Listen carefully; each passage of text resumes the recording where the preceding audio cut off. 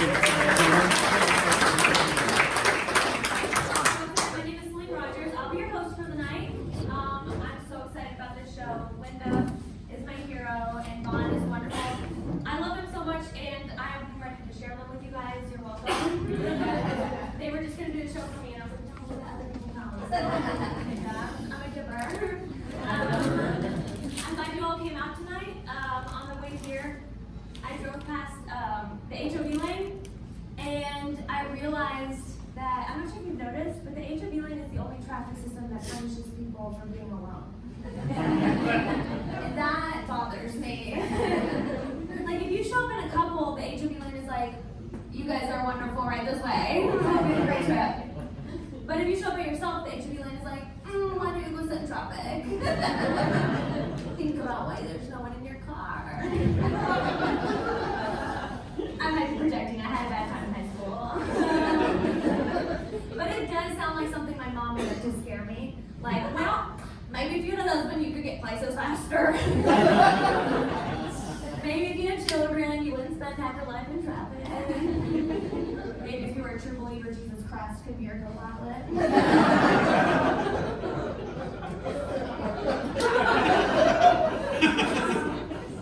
That's my mom for you. One time I tried to be vulnerable with that woman, and I was like, Mom, you know what? Sometimes it feels like you undercut my accomplishments. And then she said, what accomplishments? I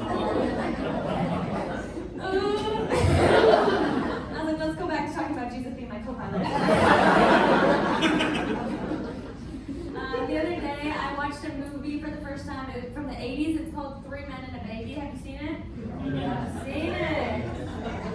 For those who haven't, it's about 3 grown men getting together, working their hardest to not kill a baby for about an hour and a half.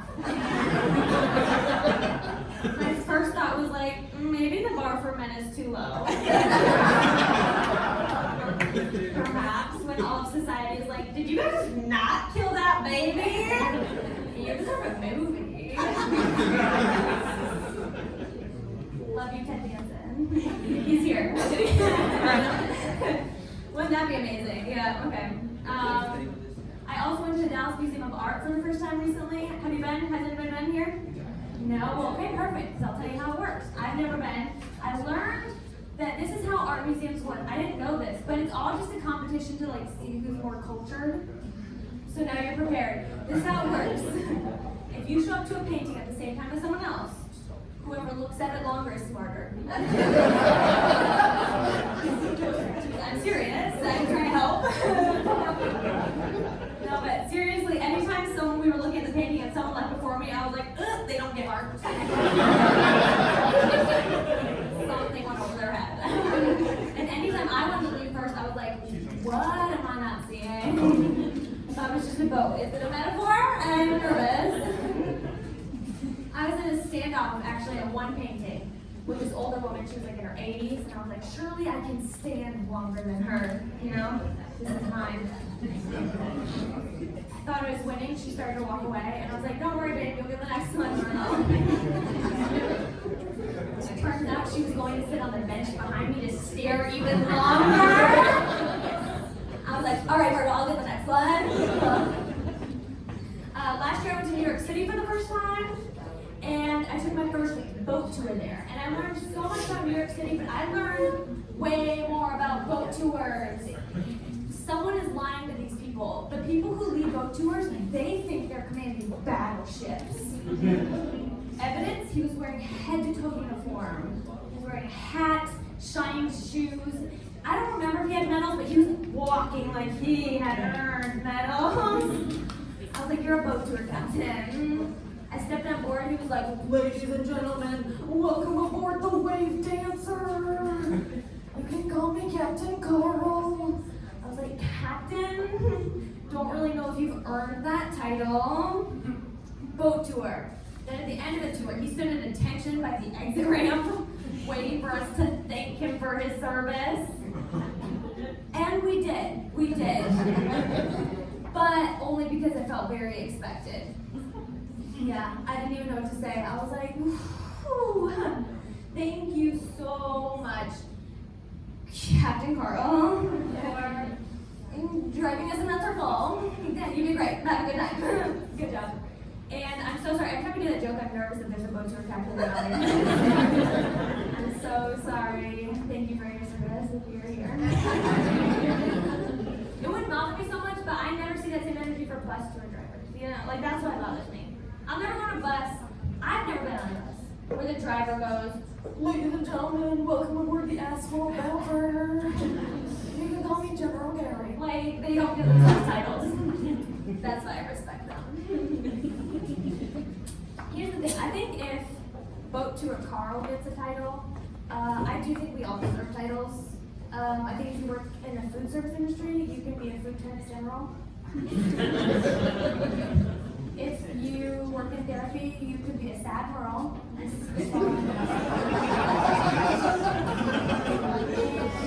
if you work like concessions at a movie theater, you could be a popcorn colonel.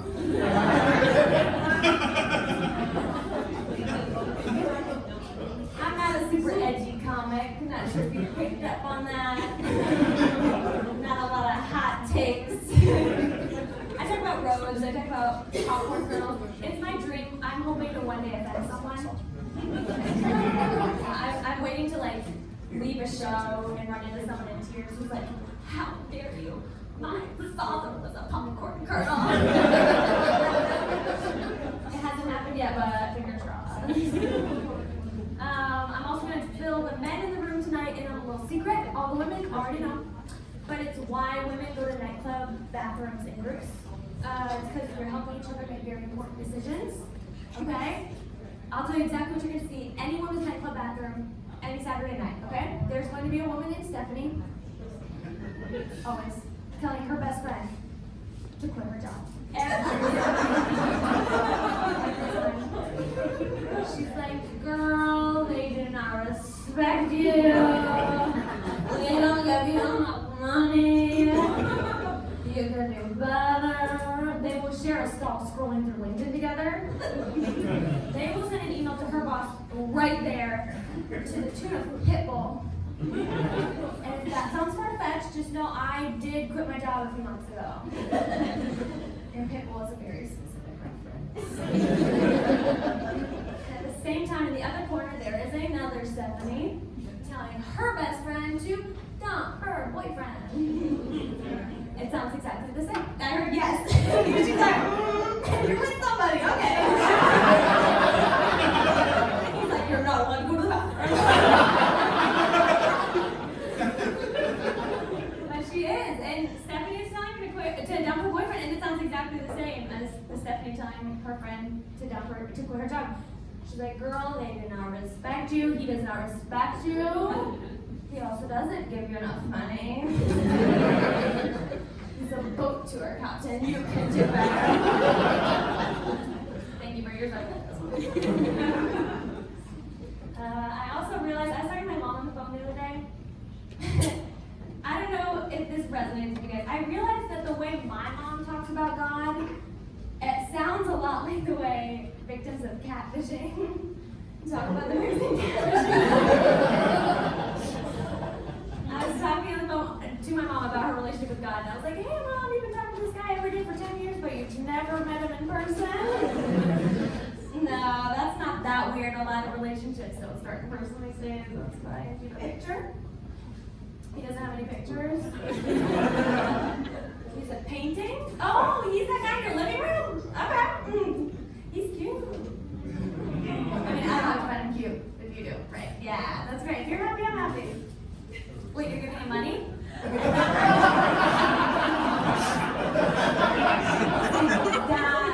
That bothers me. How much money are you giving him? 10% of your income? You make $8 an hour. How are you swinging that? Oh my God, no, I'm not judging. It's your money. You can do what you want. I know. I just want to make sure he's not controlling. He sounds a little bit like he's taking over your whole life. He has a list of things you can and can't do. Okay. You give him money. He tells you what to do. Makes sense. Yeah. No, I'm not judging. don't even know. He's watching you? He's not watching you. He's watching you? Are you into it? No? Then absolutely not. No, you need to get rid of him. You need to dump him. Stop giving him money. Stop following his rules. What do you mean you can't dump him? Of course you can dump him. You can give him anybody. He's threatening you? With what? Fire? That's how it sounds to me because I'm not religious. Maybe a little biased, okay. But even though I'm not religious, I do believe God is everywhere. Because Christians pay for a lot of billboards. The people laughing are the people who have driven through Oklahoma. It's just God. Which it could be off-putting, but I enjoy it because I like to see where 10% of my mom's income is going. Thank you guys so much. My name is Celine Rogers. We're gonna have the best night ever. Someone might leave her boyfriend.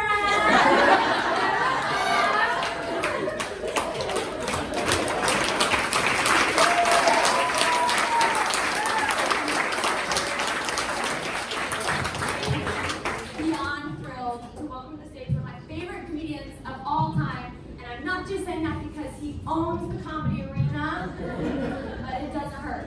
Welcome to the stage, Von Daniel!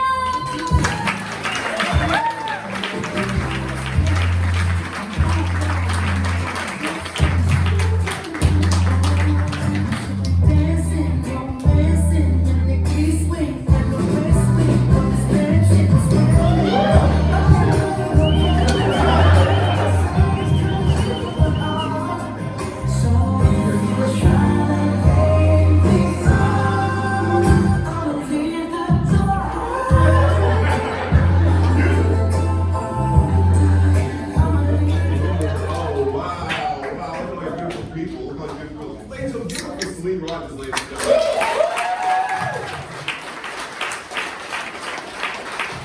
I'm gonna switch to this mic. Oh man. Or maybe not. Is this one on? Oh yeah, this one's. Oh, this is hot. It's a hot mic. Hey guys, good evening. My name is Vaughn. And now that I work and own a club here in Mckinney, I'm more affectionately known as That's Him Officer.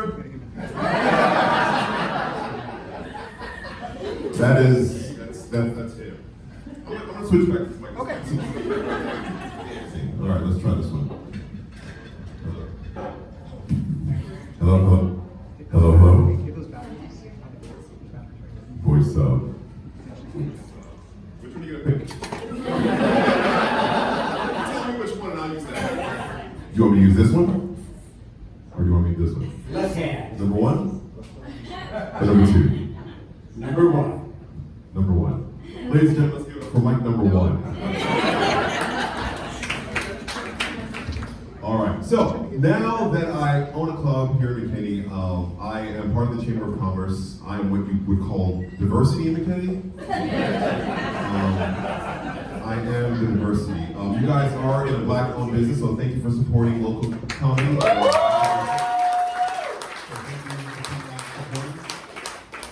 A little bit about me. I'm originally from New York. I was born and raised in New York. I grew up in Brooklyn, but I'm now here in Texas. And when I moved here to Texas, a lot of people told me like, "Oh my God, you're from New York, man. New Yorkers are so rude." My man's got a New York Yankees hat on. I'm like, "100%, bro." They're like, "New Yorkers are so rude," and I was like, "Yeah, we can say what's on our mind. We can be kind of rude." But then I started experiencing you guys here in Texas.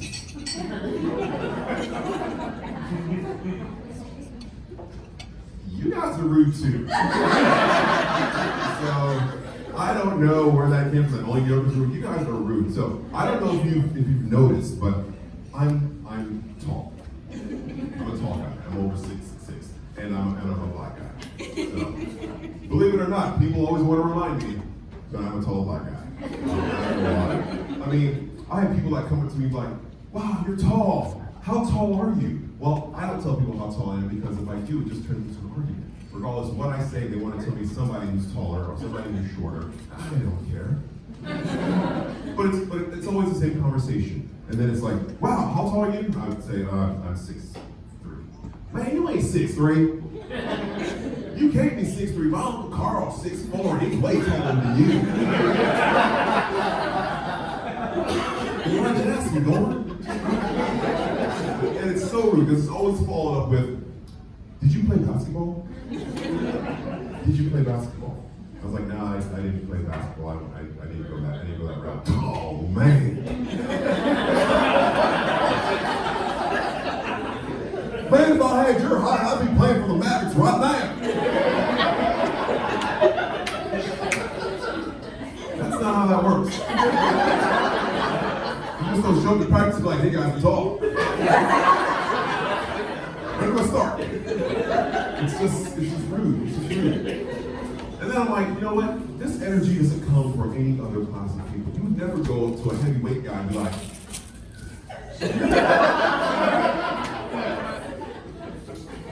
how much you weigh? Oh, seriously, how much you weigh? 340. Oh, call is like 356. Are you sure? Are you sure? And you never go to a big guy and be like, so what's your favorite gumbo recipe? You gotta be a chef with all that. You cook, right? You cook, right? Right? That's the way you do it. You don't look at somebody and just judge them by that. And I took it even further. I started thinking, you would never go up to a little person, right? And their height is shorter. You never go, oh my God. You are so adorable. Do you work for the circus? You would do that because it's just rude, right? But people don't know, they don't care. So I'm just saying, Texans.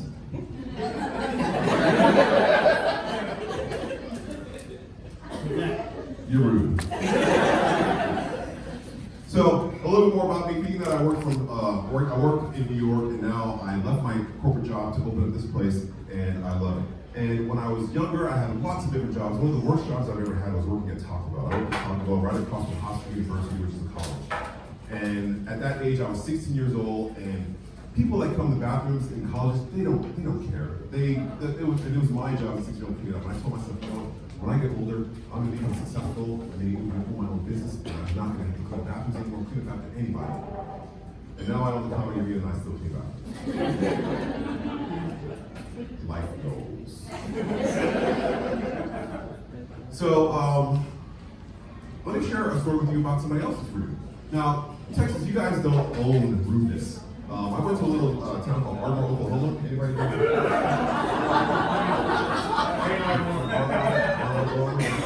Ardmorians in the audience? Okay. So I went to Ardmore, Oklahoma, and I did a show.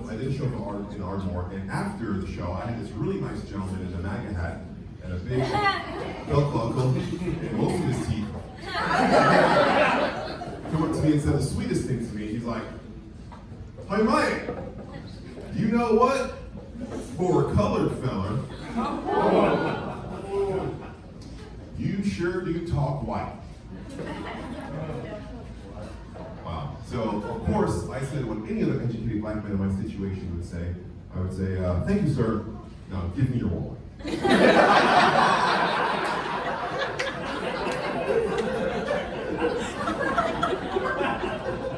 made $46, guys. I made $46. He was really appreciative of giving me that wallet. So, being tall, I just want you guys, this isn't really a joke, I'm just trying to share with you guys, I'm just going to educate you guys. Clean the top of your refrigerators. I'm just saying, I'm tired of going to my friend's house and everything is clean from here down. And the top of the refrigerator is full of dust and grease and flies. And just go home today, just take a wet nap and just I'm tired of seeing it. And I would love to say I'm not judging you, but I am. I'm judging you. That's not a joke, it's just a PSA. Just get on that. More things about rude people. So I went to Kroger recently. Now, I don't like to grocery shop because I'm a single guy. Grocery shopping is not my thing. But in my family, my daughter lives with me. My oldest daughter lives with me. She's actually here. Hey, my oldest daughter's here. And she has really, really long long curly hair. So what we do is if there's something that you want, the grocery store, you just write on the list. So she wrote that shampoo, conditioner, and all the other grocery stuff. So I went to Kroger just really quick before I came to work. So I wanted to grab these items before the weekend came. So I was at Kroger, and I like even though I'm tall, I still like to give back to the little people. Right? So there's always inevitably this old lady. She'll reach into the last loaf of bread. She came down, just come and do one of these things. And then she's like, "Oh my God, you're so tall. Do you play basketball?" Just take the bread, man. Just take the bread. So I was there for bread. I also wanted to get some creamer for my coffee, and I picked up some shampoo for my daughter, and I just like, no, I'm just gonna check out. So now I'm at the checkout line, and we have Beth at the checkout line, and Beth is sweet as can be. So she starts ringing my things. Oh, did I mention to you guys that Kroger right now has a special for honey roasted peanuts? You guys know this? So I love honey roasted peanuts. They have buy two get one free. So of course, I'm only gonna get down some honey roasted peanuts. So she's checking me out. She gets to the shampoo.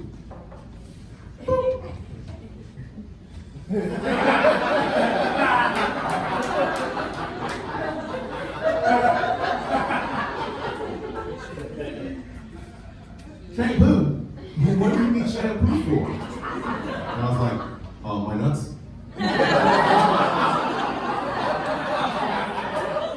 No, you didn't bring up my nuts. They're too for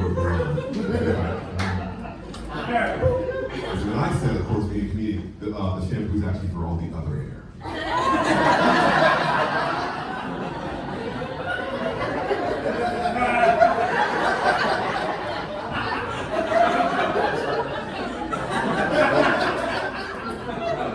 I'm just saying, you want to make sure all that hair is nice and bouncy. Yes. Okay, so guys, we've been chit-chatting for a while. I just want to share a little something with you, just kind of a confession with you guys. I was incarcerated for 17 years, and I finally got out. So,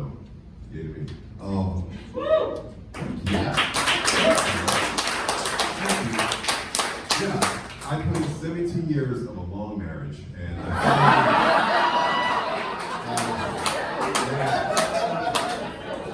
finally got out.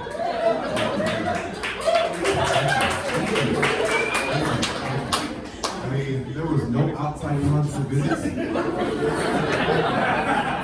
I got no time off for good behavior. And I'm just glad that I'm out. I'm divorced. Any happily divorced people out here? You guys have divorced each other? Was this the couple that you didn't want to go to the bathroom? That's Stephanie? So here's the thing. When you're in a relationship with a woman, there's always a title for every phase of a relationship with a woman.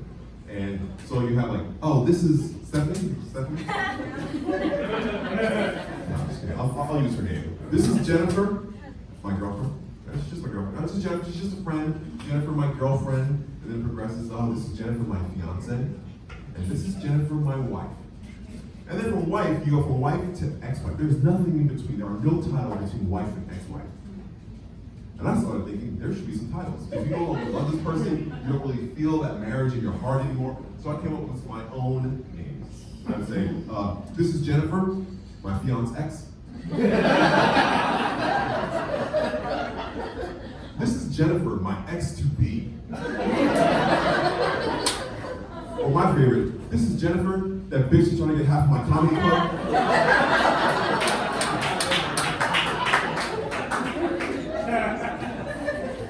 She's not here, is she? And then, more about relationships, I started thinking about the actual marriage license. The marriage license is the only license that does not expire, right? Your driver's license expires, your hunting license expires, your fishing license expires. All of these licenses are actually expired and have a date that expires. The marriage license should have an expiration date. I'm just saying, if the marriage license had an expiration date, the whole game would change. It would change the whole game. So, what would happen before you got married? You'd have to go down to the DMV. call for the marital vows. You and your wife-to-be would have to take a road test, have to take a permit, have to actually test to see if you should be married. Because not everybody should be married. 50% of you won't make it. You know who you are.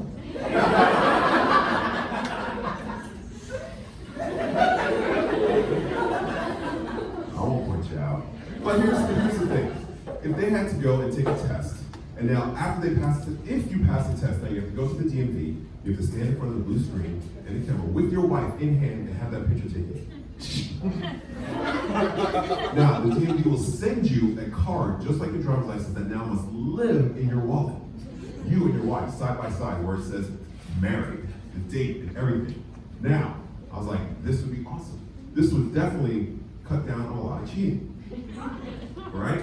Not only would it cut down on a lot of cheating, it would actually cut down on a lot of divorces. Because here's what's going to happen. 7 years go by. There's an expiration date. This is what you will see.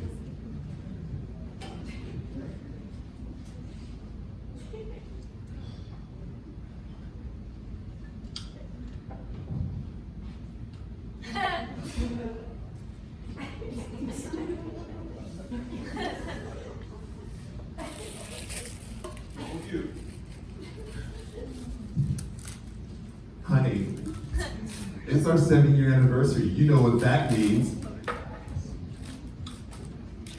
You do that thing I like? No. It's our 7-year anniversary. We have to go down and get our marriage license renewed at the DMV. No.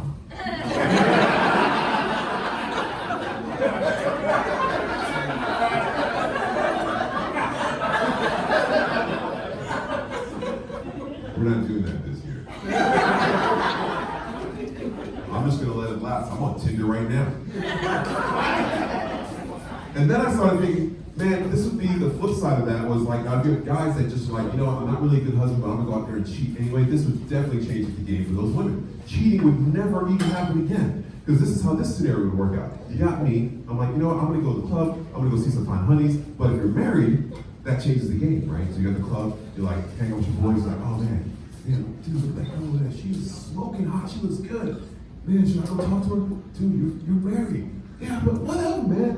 I'm a doe. Bow wow. It's like, all right, man, go do your thing. You be like,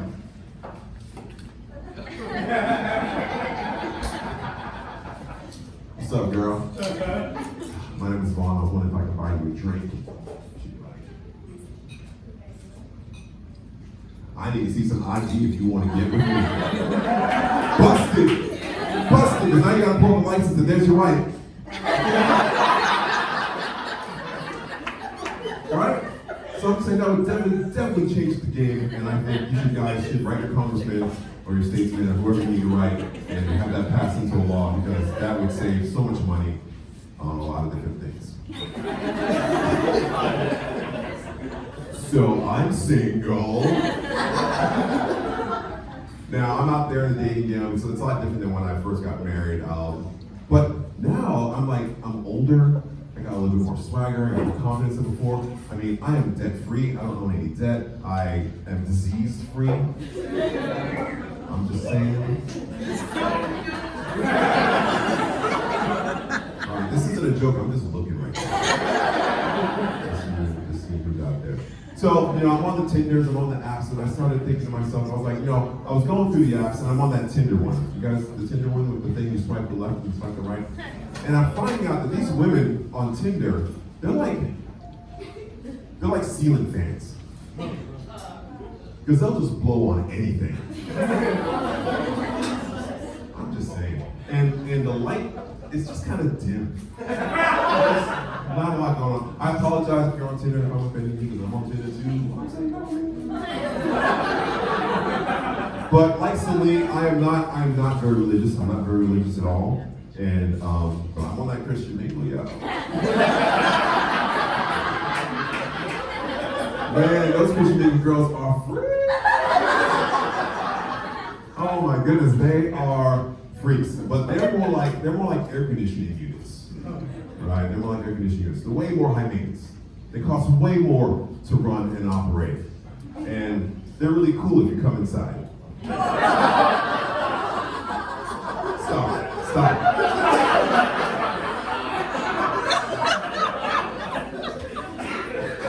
Ashley, are you?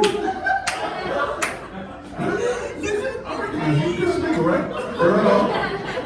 Girl, you can go and swipe on me. Oh man. Yeah, so those dating apps are really kind of hard. So before I get out of here, I want to share something with you guys. You guys are like my family now. I feel like we are in it together. And I'm 50. I just celebrated my 50th birthday, so I'm a little bit older. I'm kind of up there. So for those of you that are older, you know when you get that age, you gotta get that costing check. You gotta get your phone check and all that good stuff. They check out the plumbing, they drain everything out, and they take pictures of it. Yeah. So I had mine scheduled during my birthday for my physical, and they give you medication to drink to help loosen up the pipes, get things flowing and going, right? So I don't live that far from the club, and I had taken the medication, and I told myself, you know what, I'm an adult. I can hold my stuff. I am a grown man with responsibilities. I can hold my stuff. Man, I was wrong. I was wrong. And what is it about being feet from the door? So I left the club, I get to my house, and I can feel it bubbling, like somebody's playing a trumpet inside my stomach. It's like that. So I'm at the door, and every single key is the wrong key.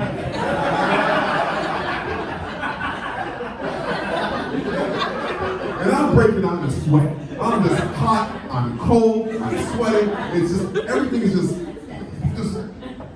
coming over you, right? So I'm here at the door, and I can't find the right key. I only got two keys. I can't find the right key. And man, so I just went.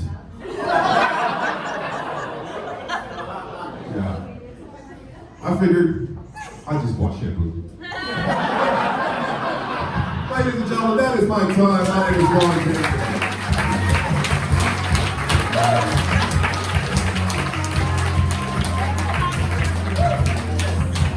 All right, guys, coming to the stage now. This is a special woman. I've known Linda for over 20 years. She's an icon here in the DFW area as a stand-up comic. She is part of the 420 Females. She's the headliner of the 420 Females. She is one of the best comedians that I know in the area. Not only that, she runs her own club in Richardson called the Backdoor Comedy Club. If you have an opportunity to be out in Richardson, go check out Linda and her club and her group, because they are awesome. But first, what I need you to do is put your hands together and give me a warm welcome for my friend, soon to be your friend, Miss Linda Stogner.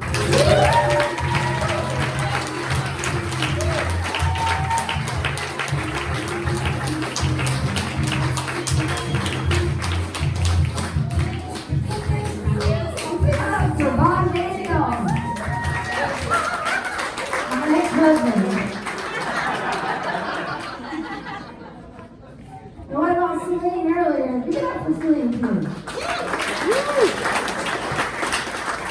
Hey, you guys. Thanks, everybody, for coming out tonight. I see some familiar faces. We appreciate you guys being here, because otherwise, we got to go to your house. It takes longer to do the show.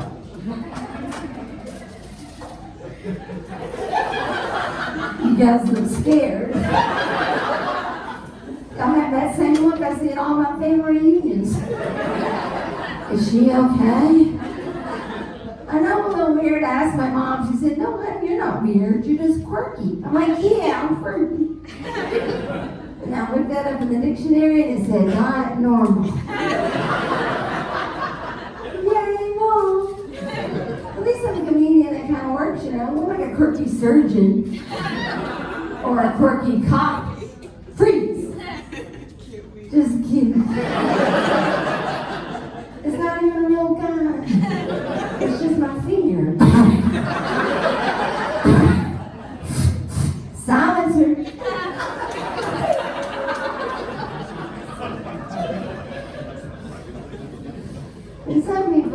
think I'm on drugs.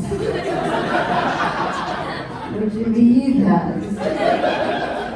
But I'm not, I'm just goofy. Because if I was on drugs, I'd be all opposite. I'd be like a normal person. People be like, what's wrong with Linda? Why is she in a business suit doing spreadsheets? They're like, I know, she's on meth again. Bring over your taxes before it wears off. I'd be freaking out going, I need a protractor. I don't even know what that is. It's a professional tractor.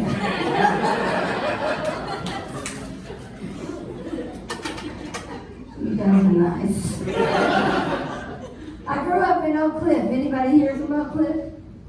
Nobody made it out. Okay. It's kind of a rough neighborhood. My family was really rough. We had our family reunion in Huntsville. If you're not from here, that's the prison. I can see my relatives. Good old Uncle Bob. I mean, number 70223. We called him Uncle 7. That's where he met his wife. Uncle 6.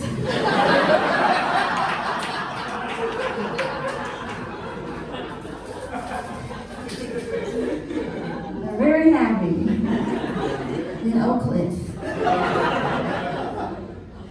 And then I went to college at SMU, which was kind of this ritzy school. But they were nice to the poor students. Both of us. Had a great time. But you could tell the difference between me and the rich kids, you know, because they had like Mercedes and I had shoes. I had 2 shoes. One time we got to the lake and they've got these big old fancy beach towels that are all plush, designer, that go on forever. I didn't have one. I had like 20 washcloths. I'm trying to line up in a rectangle. And they fly off, so you gotta lie down fast and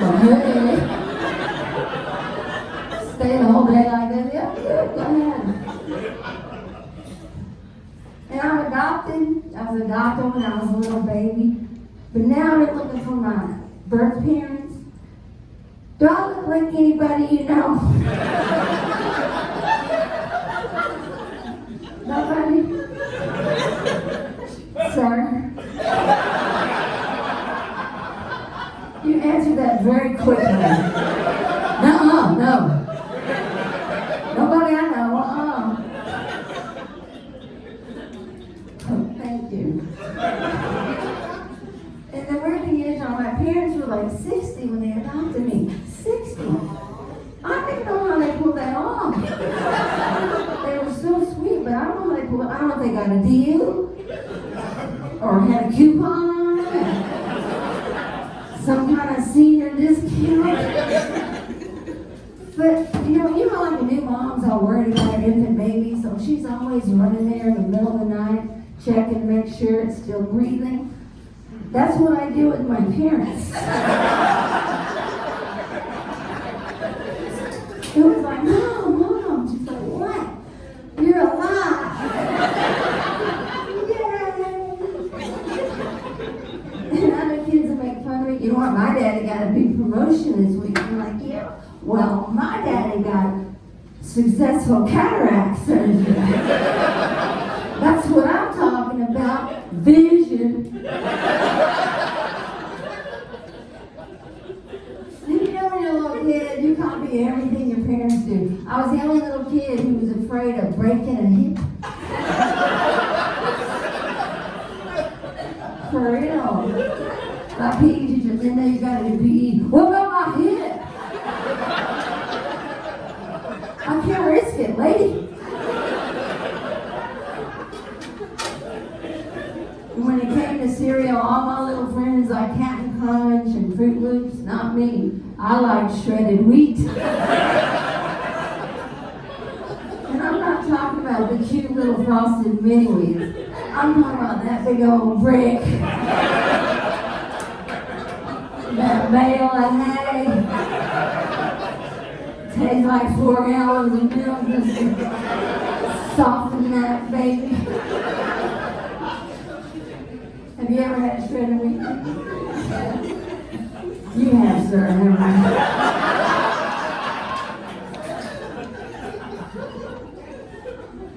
So funny. And they didn't get the tooth fairy, y'all. They would come in there in the middle of the night and haggle over how much to give me.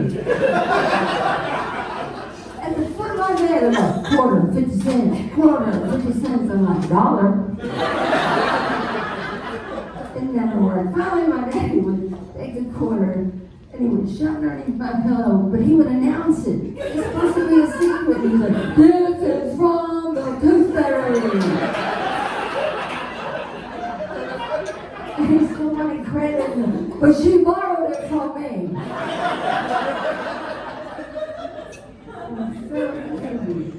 And I went through this phase. All my little friends like cartoons and all that stuff. Not me. I love lawyer shows like Perry Mason and all that stuff. And I would mimic them. I would just copy lawyer talk. One time my little cousin ate my mom's cookies, and she comes in there and she's like, who ate my cookies? And I was like, I object, Your Honor. We don't see in a cookhouse. Therefore, the cookies are hearsay. I may not be no fancy city lawyer, but I know a thing or two about cookies. She's like, well, there's crumbs on his face. So the court finds him guilty. And the punishment for his crime are no cookies for him or his attorney. I object, Your Honor. The defendant is no longer my client.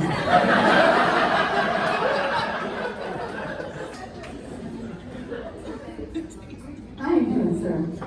What's your name? Philip. What do you do, Philip?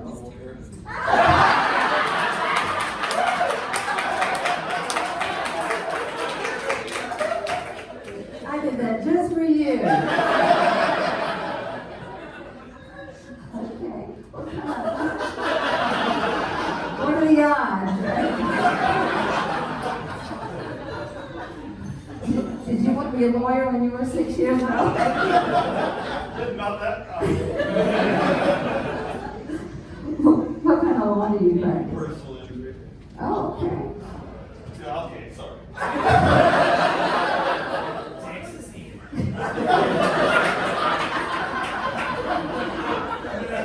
The crowd's heckling the crowd.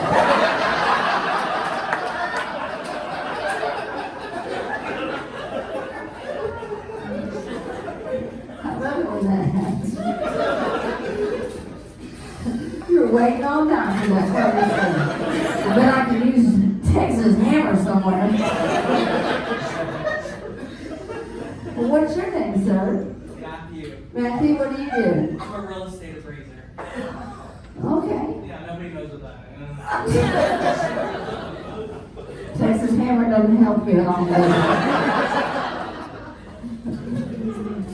So you appraise real estate. Yes, ma'am. Okay. Kind of move along. I see the same thing. How about you, ma'am? I skipped you. What's your name?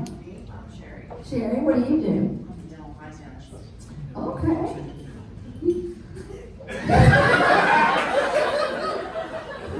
I was trying to think of a nice way. You clean teeth. Texas hammer. Is that not nice? Okay, how about you, ma'am? What's your name? Jane, what do you do? I'm a full-time wife. A full-time wife? To be a appraiser. Thanks for keeping me up. In case I forgot. That's cool. You guys got kids? We do. Okay. Did I keep them under wraps? We have an 18-year-old daughter and a 17-year-old son. Oh, okay. That was a busy 2 years. Let's get this out of the way fast.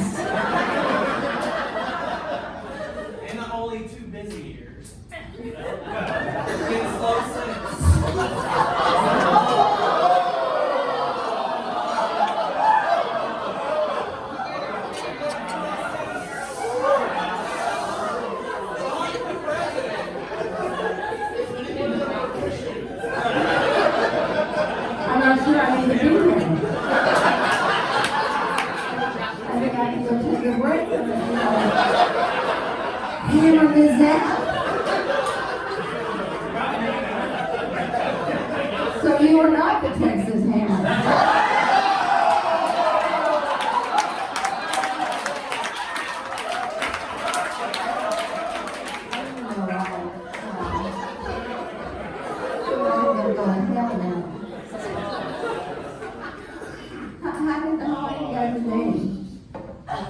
Mary. I already got you mixed up. How many? 23. Give it up for 23 years. Two good ones. Okay. So how did you guys meet? We met driving school buses.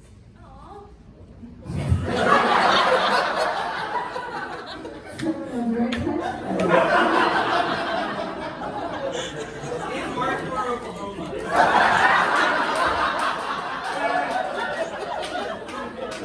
They took it back.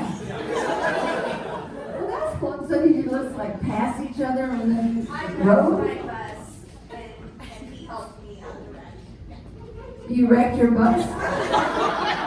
You needed the Texas Hammer for real.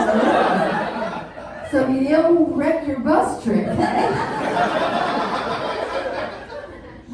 Caught your husband that way. What happened in your wreck? I got stuck.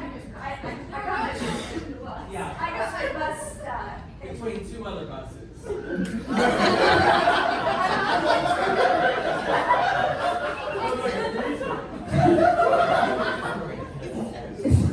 It just keeps going in the gutter. You can say that, dude. So you got your bus stuck between two other buses. And he got your bus. By pushing the gas all the way down until it ripped the bumper off. What else are you gonna do? You just gun it and get it out.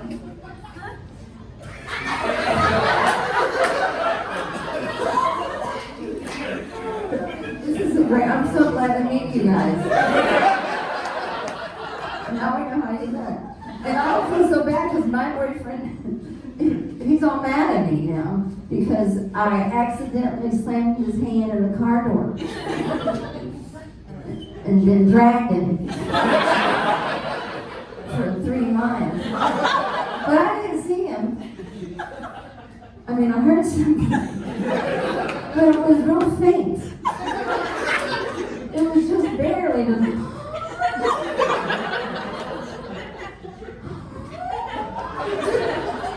Oh, great. The power steering. But I didn't get my bus stuck. That's a very good story. So when did you guys move to Texas? 22 years ago. You had to get out of town. You became the reckless bus driver. Okay. Car mechanics, I don't get those guys. I take my car in there. First thing he says to me, okay, what's wrong with your car? It's broke. Because I know when the information is broken, what? It's broken down. And it won't go. But if something happens to make it not go, I say, nope, we just drive along. And then it hit a train, and now it won't go. I really did hit a train. You guys are going, we believe you. And it makes me mad now because the way it wants to ride with me when I drive. It's like you hit one train, and we're like, let's get right. People won't let it go. And I'm like, at least I didn't get my bus stuck.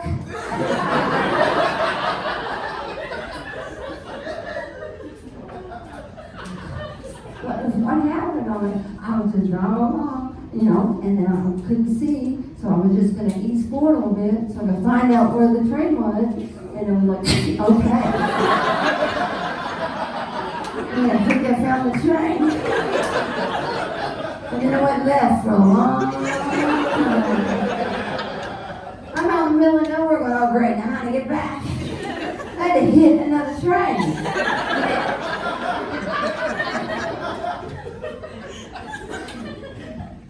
People tell me I use my hands a lot when I talk, and I think it's true because the other day I was in the front yard. I was just talking to my neighbor, and an airplane started landing.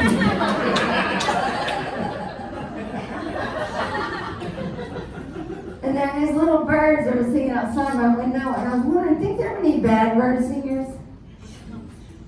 Go with me on this. You know, you got the little birds who are like, but there's a little guy, he's like way in the back, he's like, twig, twig. His friends are like, don't sing. Just move your beak. We'll cover for you, okay? Just be a backup bird singer.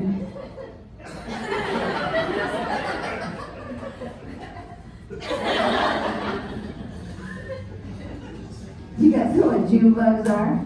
Those big brown bugs that always dive bomb in the front porch, you know? They're trying to kiss your neighbor in there. Because they don't seem to know how to fly.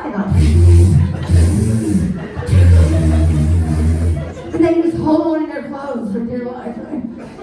You knock them on the ground and ow.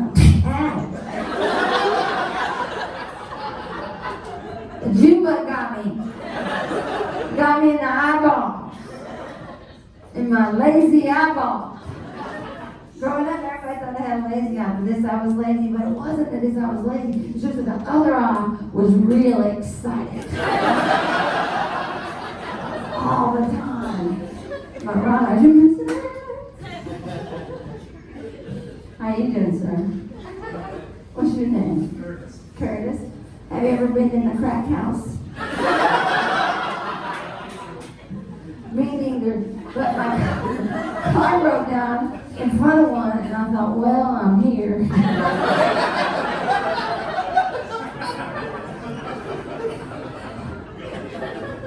So I went in, and I was looking around, this guy, what are you doing? What are you doing? What do you want? I'm like, could I get a Sprite? And he's like, are you crazy, lady? This is a crack house. All we got is crack and Sierra Mist.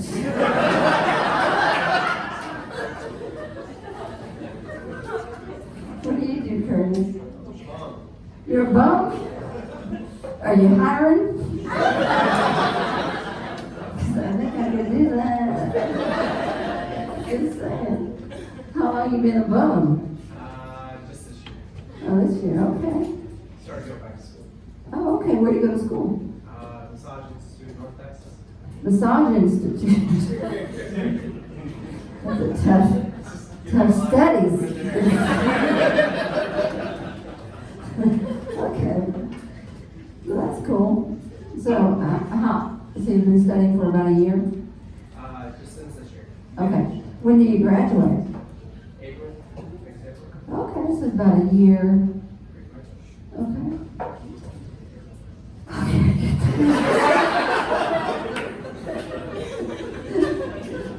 I'm working the crowd. I was in Target with this lady's room, and this lady comes in and she gets in the stall next to me and she goes, oh man, they're all out of toilet paper. Can you hand me some? I was feeling kind of silly. So I tore off one square. And I handed it to her. And she was like, oh, I don't need all that. She out-jumped me, y'all.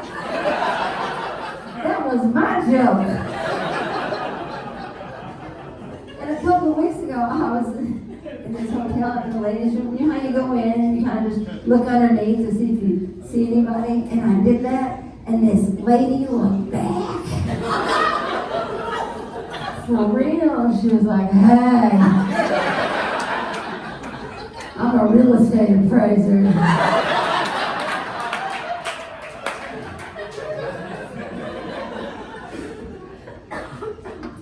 I was in line at the Whataburger, the drive-thru, and I see this guy in the corner of my eye. He's kind of a panhandle kind of guy. He starts coming towards me. I'm like, oh man, this guy's gonna want money. And I was right. Because he robbed me. He wanted all my money. And I give it to him, I was like, is this it? I'm like,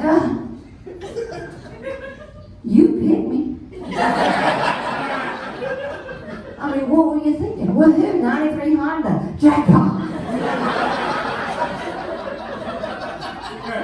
This is on you, bro.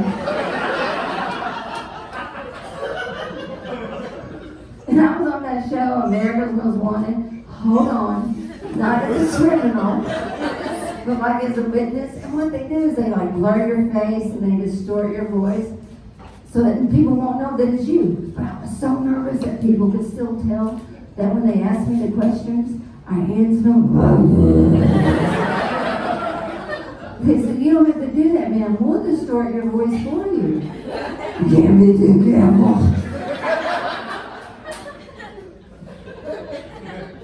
People tell me I'm too nice, y'all, so they're trying to like toughen up my image, you know. First thing I'm gonna do is get a tattoo. Second thing, stop doing this.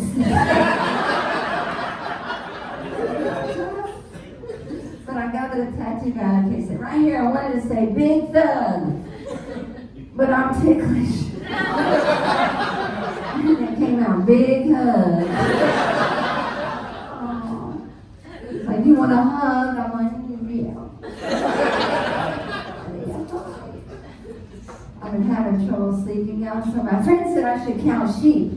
But I can't do that because I get way too involved with the sheep. Like I see them in my head. One over the fence, two over the fence, three. But the fourth one, I'm like, oh no. I don't think he's going to make it. Because he's like sweating and he's like breathing heavy and his headband's crooked. I'm like, come on, buddy, you can do it, you can do it. And it goes up, and he doesn't make it. And now he started drinking. He's living on the streets, and I can't sleep because I got to find a rehab that'll take a sheep.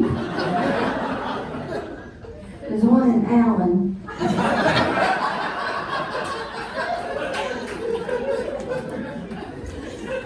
How are you doing, sir? What's your name?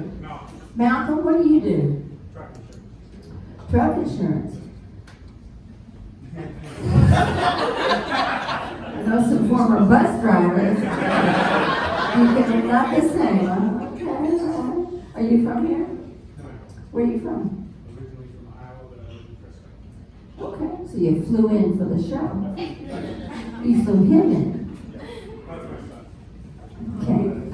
That's no part of this. That's not driving. So you're throwing it into him. That's right. Yeah. All right. What's your name, sir? Jacob, Jacob, what do you do? I go to college. That's your way of getting out of it, isn't it? I go to college. Do something with that, lady. What are you studying? There you go. Civil engineering.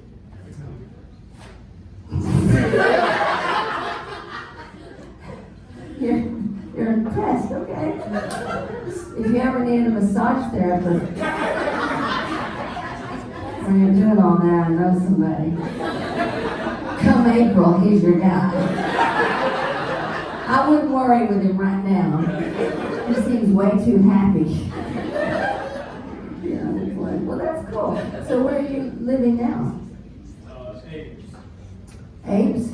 Ames, Iowa. Ames, Iowa. Oh, are you guys originally from Iowa? Yes. Okay. She's like, So now see, so are you guys with these guys? Or no? You don't know? Okay. No, we don't know that. We don't know. Sitting far to the wall. Well, that's cool. Well, what's your name, sir? Stan. Stan. Yeah. What do you do? I'm a UPS driver. Okay, cool. I have a package that someone ended up in Ames, Iowa. And you can find a way to fix that. How about you, man? What's your name? Tanya, what do you do?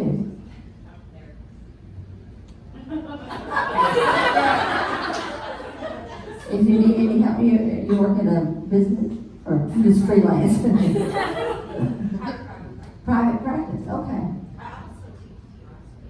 You teach DUI? Oh, if you get a DUI. Anybody want to know how to get a DUI?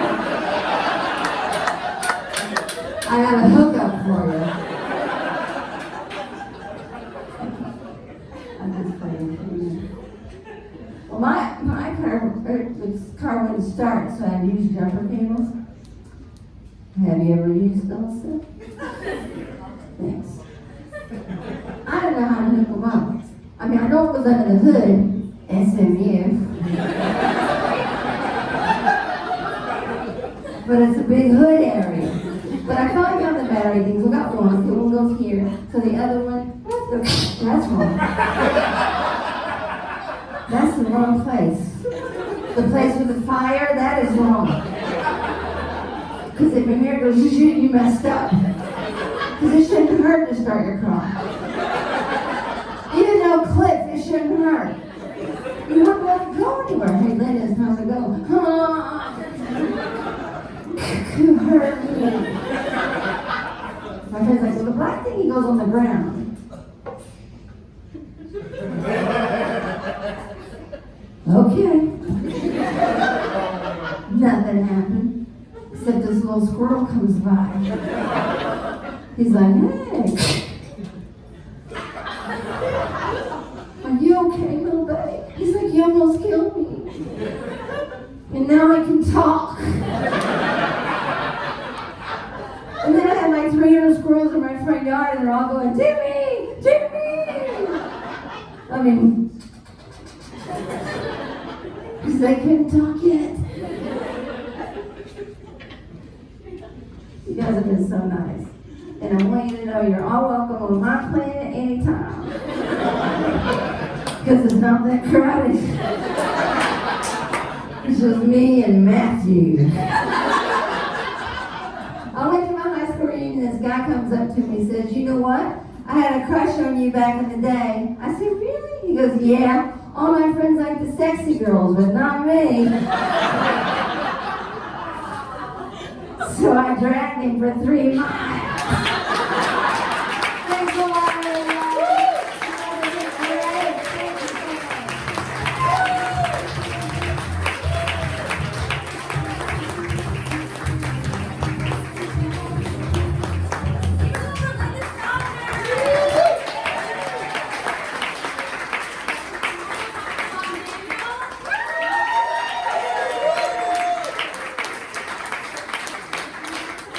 Fantastic crap. But I do have to know, where's the magic school bus couple? I was the one who odd. Where were you guys? I was like, we're all gonna odd this, and then you guys are like, who thought that was cute? Forget the haters. What you have is beautiful. They want what you guys have. You guys have been so great. If you want to stay for the next show, we have a super cool show after this. It's called Free For All, for 3 groups of comedians compete, and you guys choose who's funniest. I will be there, Vaughn will be there. You can stay for just $5. So that's pretty cool, unless you're a bum, it's $4.95.